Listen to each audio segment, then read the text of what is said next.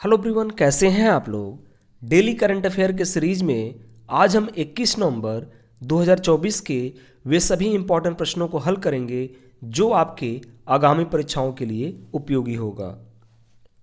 कल का जो हमारा प्रश्न था, हाल ही में किस देश ने पीएम मोदी को सर्वोच्च नागरिक सम्मान से सम्मानित किया है। तो नाइजीरिया के सरकार के द्वारा पीएम मोदी को सर्वोच्च नागरिक सम्मान से सम्मानित किया गया है। नाइजीरिया की सरकार ने प्रधानमंत्री नरेंद्र मोदी को अपने शीर्ष सम्मान the grand commander of the order of the niger से सम्मानित किया है। पीएम मोदी दूसरे व्यक्ति बन गए हैं इस सम्मान को प्राप्त करने वाले। इससे पहले नाइजीरिया ने ब्रिटेन की पूर्व महारानी क्वीन एलिजाबेथ को इस सम्मान से सम्मानित किया था। वहीं नाइजीरिया 17वां देश हो गया है जो मोदी जी ने इस सम्मान को प्राप्त किया है। इससे पहले मोदी जी ने अन्य हमारे जो 16 कंट्री हैं उनके भी सर्वोच्च सम्मान ये प्राप्त कर चुके हैं। नाइजीरिया के राष्ट्रपति अहमद टिनुबू के द्वारा मोदी जी ने यह सम्मान प्राप्त किया। आते हैं आज के हमारा पहला सवाल। भूख और गरीबी के खिलाफ वैश्विक गठबंधन हाल ही में किस सम्मेलन के दौरान जारी किया गया है। The global alliance against hunger and poverty was recently released during which conference. तो भूख और गरीबी के खिलाफ वैश्विक गठबंधन G20 के लिए हमारा जो सम्मेलन है उसमें इसकी बात कही गई है। ब्राज़ील के राष्ट्रपति लुइज इनासियो लूला डी सिल्वा ने रियो डी जेनेरियो में G20 शिखर सम्मेलन के उद्घाटन के दौरान भूख और गरीबी के खिलाफ वैश्विक गठबंधन की शुरुआत की। इस ऐतिहासिक पहल में 82 देशों, विभिन्न अंतर्राष्ट्रीय संगठनों जिसमें आपका अफ्रीकन यूनियन और यूरोपीय यूनियन, वित्तीय संस्थाओं WHO, IMF आदि गैर सरकारी संगठनों NGO सहित 148 संस्थापक सदस्य शामिल थे। ये आपके लिए इम्पोर्टेंट हो जाता है कि आपके global alliance against hunger and poverty में संस्थापक सदस्य कितने शामिल थे। तो आपके कितने शामिल थे? 148। संयुक्त सैन्य अभ्यास पूर्वी प्रहार किस राज्य में आयोजित किया गया है। In which state was the joint military exercise Purvi Prahar organised. Assam में, अरुणाचल प्रदेश में या सिक्किम या हिमाचल प्रदेश में। तो अरुणाचल प्रदेश में पूर्वी प्रहार मिलिट्री जो हमारी एक्सरसाइज है उसको आयोजित किया गया है। हाल ही में भारत की तीनों सेनाओं ने अरुणाचल प्रदेश में संयुक्त सैन्य अभ्यास पूर्वी प्रहार का आयोजन किया है। यह आयोजन 14 से 17 नवंबर 2024 तक राज्य के सियोमी जिले में हुआ है। पूर्वी सेना commander lieutenant general RC Tiwari और एयर मार्शल IS वालिया ने अभ्यास में भाग लिया है। आते हैं तीसरे क्वेश्चन पे। वह कौन सा देश है जो पहले खो खो विश्व कप की मेजबानी करेगा। यानी हमारा which country will host the first kho kho world cup. यानी खो खो का आपका वर्ल्ड कप होने वाला है, उसकी मेजबानी किस देश के द्वारा किया जाएगा। तो भारत के द्वारा इसकी मेजबानी 2025 में की जाएगी। पहला खो खो विश्व कप 13 से 19 जनवरी 2025 में खेला जाएगा। यह आपका नई दिल्ली के इंदिरा गांधी इंडोर स्टेडियम में आयोजित किया जाएगा। भारतीय ओलंपिक संघ और भारतीय खो खो महासंघ इसका आयोजन करेगा। यानी कि जो भारत का Indian Olympic association and Indian kho kho federation इसको ऑर्गेनाइज करेगी और ये अगले साल भारत में इसकी मेजबानी किया जाएगा नई दिल्ली में।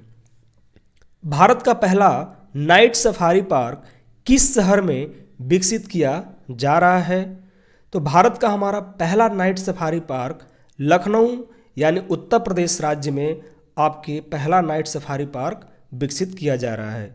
भारत का पहला night safari park Uttar Pradesh की राजधानी लखनऊ में विकसित किया जा रहा है। यह दुनिया की 5वीं ऐसी सफारी बन जाएगी। कुकरेल नाइट सफारी पार्क और वन्य जीव केंद्र 900 एकड़ में तैयार किया जा रहा है। CM योगी आदित्यनाथ का लक्ष्य इस प्रोजेक्ट को जून 2026 तक पूरा करना है। यानी कि जून 2026 तक जो आपका पहला नाइट सफारी पार्क है भारत का, वो आपका क्या हो जाएगा, बन के तैयार हो जाएगा लखनऊ में। नेक्स्ट क्वेश्चन, अभ्यास संयुक्त रिलीज 2024 कहाँ आयोजित किया गया है? Where was exercise joint release 2024? तो अभ्यास संयुक्त रिलीज 2024 अहमदाबाद एंड पोरबंदर में आयोजित किया गया है। हाल ही में भारतीय सेना ने 18 और 19 नवंबर 2024 को अहमदाबाद और पोरबंदर में अभ्यास संयुक्त विमोचन 2024 आयोजित किया है। इस कार्यक्रम में भारतीय सेना, भारतीय नौसेना, भारतीय वायुसेना, भारतीय तटरक्षक बल ने भाग लिया है।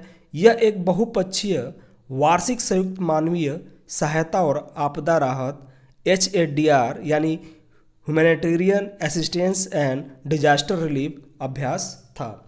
यहाँ पे आप लोग समझ सकते हैं कि यहाँ पे हमारे दो बहुपक्षीय जो वार्षिक जो संयुक्त मानवीय सहायता के लिए किया जाता है या हमारे आपदा के लिए, डिजास्टर के लिए, तो उसकी एक बैठक थी जिसको ये आयोजित किया गया।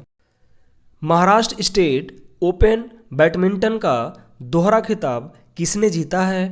Who won the double title of Maharashtra state open badminton? तो महाराष्ट्र स्टेट ओपन बैडमिंटन का दोहरा खिताब महिमकर एवं प्रीसा शाह के द्वारा जीत लिया गया है। हर्षित महिमकर और प्रीसा शाह ने मंगलवार को महाराष्ट्र राज्य ओपन बैडमिंटन टूर्नामेंट में पुरुष और महिलाओं के एकल वर्ग के अलावा लड़कों और लड़कियों के अंडर 17 एकल वर्ग के खिताब जीतकर दोहरी सफलता हासिल की है। हाल ही में संयुक्त राष्ट्र ने किस राज्य के बस्तर गांव को पर्यटन स्थान का नाम दिया है? Recently the United Nation has named Bastar village of which state as tourist destination? तो छत्तीसगढ़ के बस्तर जिले को संयुक्त राष्ट्र ने पर्यटन स्थान का नाम दिया है। छत्तीसगढ़ के बस्तर जिले के एक छोटे से गांव धुमड़ा रास ने देश और दुनिया में अपनी अनोखी पहचान बनाई है। बस्तर जिले के कांगेर घाटी राष्ट्रीय उद्यान में स्थित धुमड़ा रास गांव को संयुक्त राष्ट्र विश्व पर्यटन संगठन द्वारा सर्वश्रेष्ठ पर्यटन गांव के उन्नयन कार्यक्रम के लिए चयनित किया है। संयुक्त राष्ट्र के पर्यटन ग्राम उन्नयन कार्यक्रम के लिए 60 देशों से चयनित 20 गांवों में भारत के छत्तीसगढ़ राज्य के धुमड़ा रास ने भी अपनी जगह बनाई है। मुख्यमंत्री विष्णुदेव साय ने इस उपलब्धि के लिए पर्यटन विभाग की टीम के साथ ही बस्तर जिला प्रशासन तथा कांगेर घाटी राष्ट्रीय उद्यान के अधिकारियों व कर्मचारियों को बधाई दी है। धुमड़ा रास तथा बस्तर के ही चित्रकूट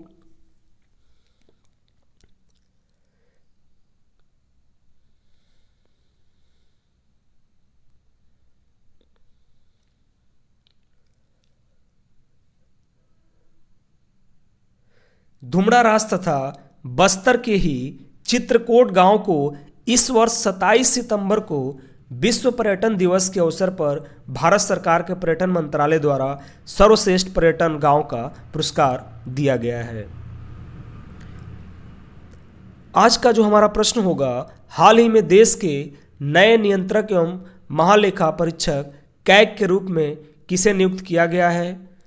तो ये आज का हमारा मोस्ट इम्पॉर्टेंट प्रश्न थे जो हमने देखा इसको। इसमें अगर कोई आपको क्वेरी होती है, कोई अगर आपको कुछ पूछना है तो आप लोग कमेंट में पिन कर सकते हैं। धन्यवाद।